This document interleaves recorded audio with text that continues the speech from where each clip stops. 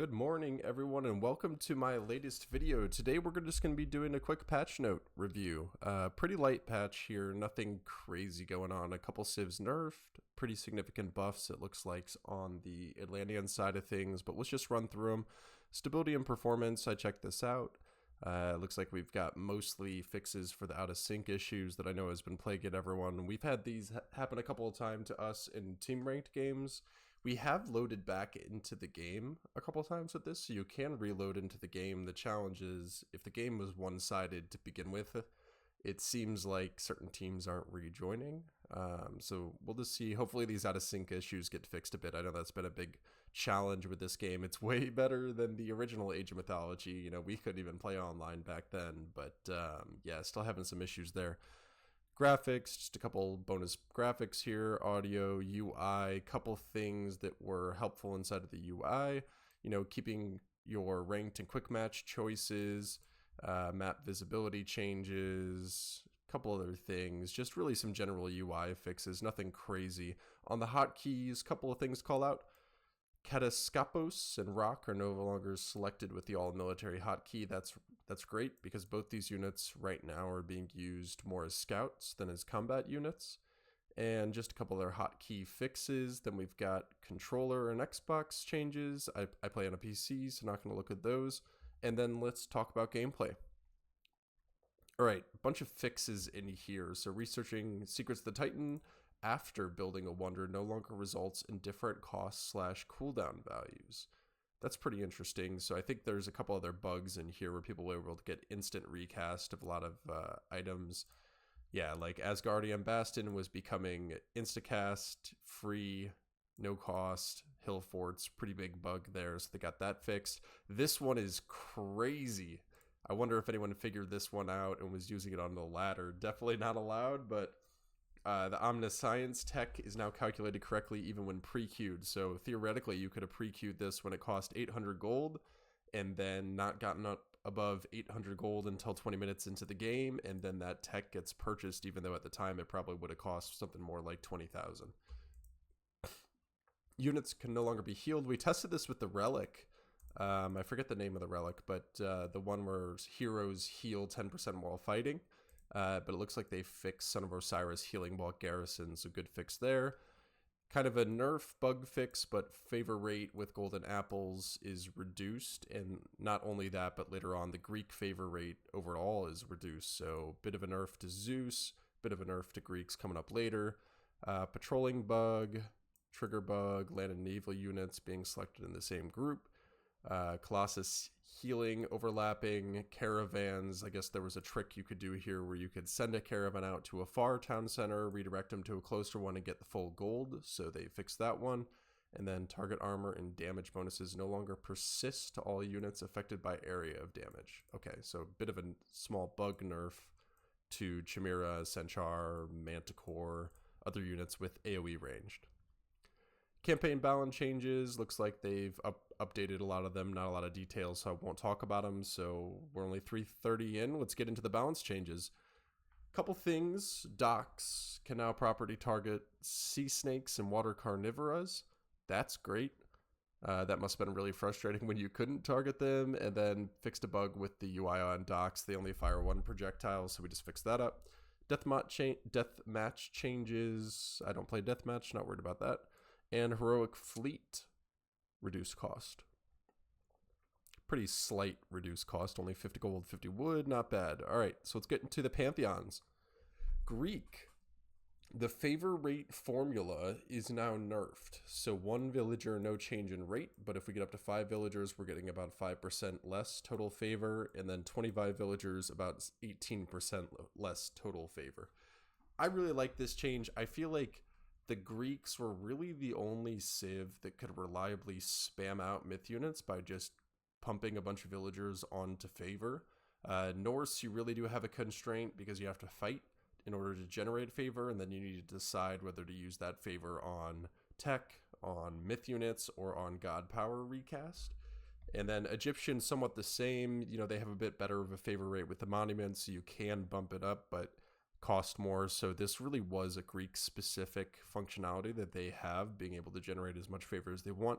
And I'm pretty happy to see these nerfs. I feel like most of the myth units that are really problematic in the game are when they're in mass and they're Greek myth units. Major God, Poseidon lure, we just fixed a bug where it behaves exactly like a granary, so nice for getting those early upgrades. And then minor gods, Dionysus, Thracian horses, cavalry lifesteal increase from 20% to 30%. That's a pretty big buff. This is a heroic age technology, so not every game's getting there, but pretty solid buff to Dionysus. And then Aphrodite, total resource value converted, just a very small nerf there. I guess they thought Curse was a little bit too powerful, so maybe we'll see some more Dionysus coming out in the meta, some more horse mass. I do think lifesteal is a very powerful stat here, especially for a raiding unit, because these units are going to be getting under the TC, hitting villagers, looking for villagers out on gold, out on wood, out on a hunt, and then healing up that damage they took from the TC when they're hitting those villagers. So that's really powerful. Centaur, Hermes, adjusted special attack multiplier reduced versus heroes, so basically going to do no damage to heroes at this point. And then we've got a 2 favor increase, so combine that with the favor gather rate decrease, I think we're going to see a lot less Centaur mass, which I personally am very happy about because this is incredibly frustrating to deal with. Human units, a little bit of a buff as far as the bonus damage and train time for these starting units. That's great. That'll help with the Greek get early relics. I have noticed that playing with Jay and Jake, who play Greek and Egyptian, is it's usually me and Jake, who plays Egyptian, picking up the relics. And Jay doesn't pick up too many relics himself because these units, they do take a while. And really these archaic age heroes aren't that strong. And that's it for the Greeks. So just really a slight nerf to favor, and then a couple of adjustments and a nerf to Centaur mass. So nothing great. I actually really like these. I think Greek is in a pretty good spot right now. This really was my biggest concern with the Greek Pantheon right now. So let's move on to Egyptian. Ra.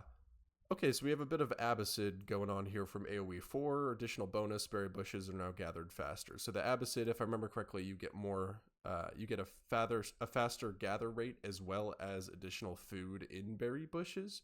We don't get that here, we just get the 25% faster, so this is as fast as hunt now. Pretty nice early game buff to Ra. I could see this being especially valuable in team games. You know, I've been playing with Jake a lot. He's been playing Idasis. I've been playing Norse. You know, we could look for Ra Odin now and just split the berries and hunt to make it as efficient for both of us as possible, so I like that change. Flood of the Nile, cost increase, just 3 favor, nothing big there, just slowing down Isis's early game a bit. She has been sitting at the top of the Egyptians. Really, her and Set are fine. Ra has just been bad, so I'd like to see the Rod buff. Ptah, Electrum Bullets, the technology heal rate decreased by half. Slinger, slight change, so this was a plus 15% slinger damage. Now we get 1 divine damage. Kind of an interesting change. So divine, just for anyone who comes from MOBAs, I came from League of Legends.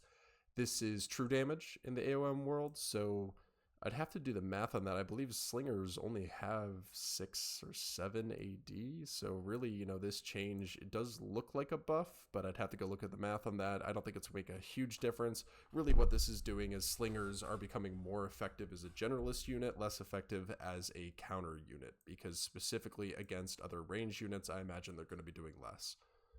And the cost, slight favor increase, so a lot of favor changes this patch. Anubis. Yeah, glad to see this. This was really frustrating god powers. So health points down on the serpents for the sea snakes, hack damage down, and chase distance down. So nerfing Anubis's power on water a bit. I'm okay with that. And finally, we get a Locust Swarm buff. No one is taking this. This god power is trash. Making it bigger, making it possible to damage more units. We'll have to take a look at that, see what it looks like. Then we've got the Rock.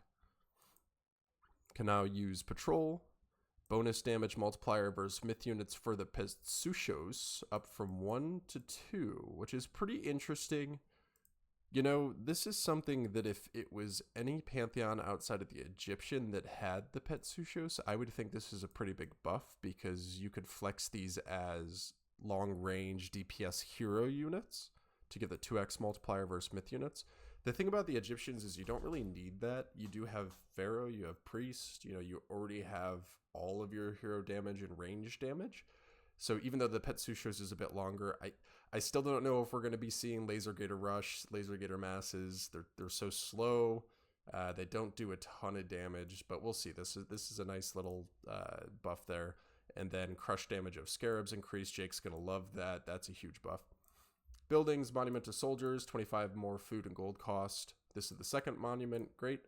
And that's it for the Egyptians. So really not clear buffs or nerfs for Egyptians, a bit of both depending on what we're going for. So just general balance, making the different Egyptian pantheon more aligned. No direct set changes, but we do have Anubis changes here.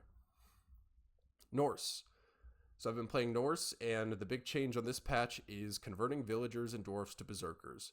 So originally for the Norse pantheon outside of Loki, it costs 30 gold to convert villagers to berserks. It's now going to be 20 food, 30 gold. So cost increase. Interesting one here, dwarf to berserk was 20 food, and it is now 30 food, 10 gold. So a less percentage cost increase. And what this means is that these nerfs to the Norse pantheon are going to affect Thor less than the other pantheons. It's also going to affect Loki more because Loki originally got these for free, and that gets changed. So, this has probably been a challenge for Egyptians, Greeks playing versus Norse, Atlanteans playing versus Norse. You're raiding villagers, they convert them all to berserkers, and they kill your raiders, right? So now there's more of a cost that they have to go through to do that. Odin, Great Hunt nerfed, good. This was too strong. I've been playing Odin, but Great Hunt was way too strong, too early, combined with the increased gather rate and the recastability of Great Hunt, so I like to see that slight nerf there. 200 food. And then line of sight reduced on the Ravens. Also great tip. These Ravens, these are significantly worse in Retold than they were in the original. They're weaker.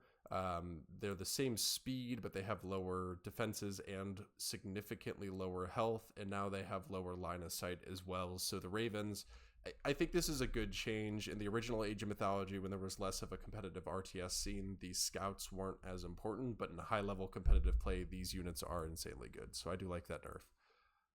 Converting for low key is no longer free and instead costs 50%, so let's look at the numbers here. For a regular Norse, we'll talk Freyr and Odin. The cost is going to be 20 food, 30 gold. For low key, the cost is going to be 10 food, 15 gold, so a total of 35 resources.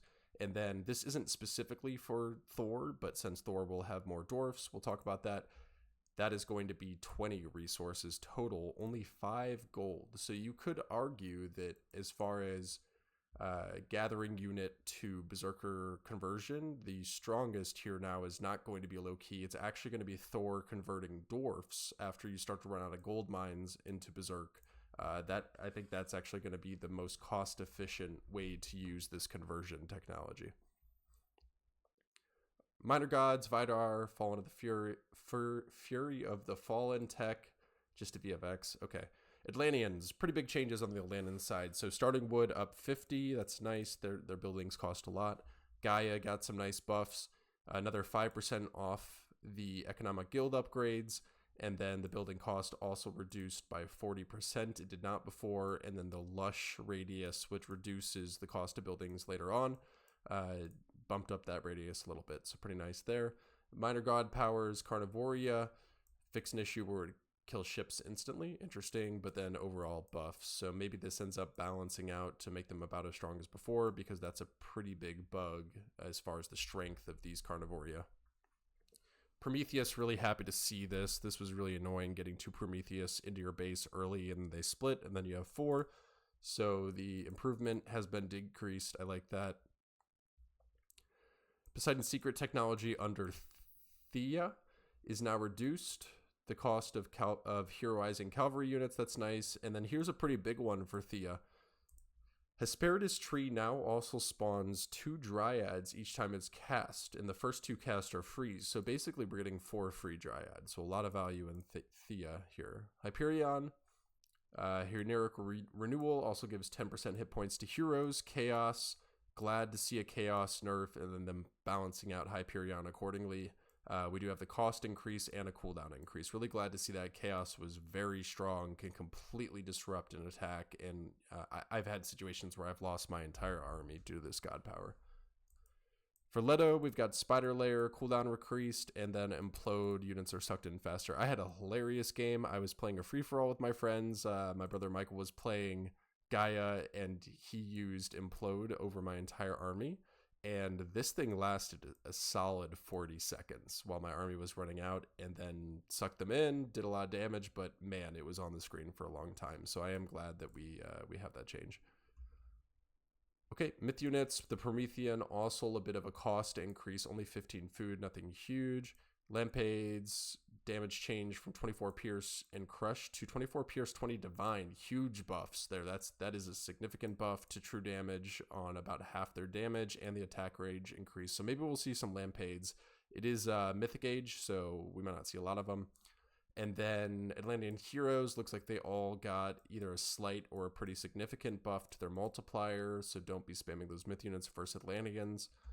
Arcus move speed increase, okay, and then Oracle hero no longer found when looking for heroes. I don't know if I like that, because you can still grab relics with these guys, right? So I guess I'll leave it to the Atlanteans to decide. And then buildings, economic guild cost decreased, great. Manor, hit points increased, and build points decreased. So I guess build points, is this the number of seconds, or does this have to do with the economic guild? I'll have to go check with that. All right, and then we've got some modding changes, and that's about it. So let's do a quick recap. Really, Atlanteans got most of the changes. Greek here, not a big amount of changes. Really comes down to reduced favor rate for the Greeks and less use for that favor, and that's about the extent of the changes. And then Egyptian Pantheon, a little bit of balance. Ra, decent buff, faster food in the early game, longer safe food. A little bit of a nerf to Isis, some adjustments to some of the minor gods. Nothing crazy in these adjustments outside of sea snakes are much weaker. And then the Norse really just comes down to the change in converting berserkers, or converting villagers or dwarfs to berserkers. And then we have specifically Odin and Loki nerfs, pretty decent nerfs. I am happy to see these two drop down a bit. They were really the premier Norse Pantheon gods. And then Atlanteans, we've got the most buffs, mostly focused on Gaia's buffs, getting Gaia back into the meta, but a little bit of buffs. Lampades, pretty significant buff. Where was that? Lampades further down, pretty significant buff. Prometheus nerf, Hyperion nerf, but then Thea buff. So I do like these changes. Hopefully we'll see some more diversity out of Atlanteans. I feel like it's the same thing every time when an Atlantean Pantheon is selected. I do like that we trim down some of the top tier Norse Pantheons. So that's going to do it for the video. Thanks everyone for watching. Excited to see these changes in action, and we'll see you in the next one.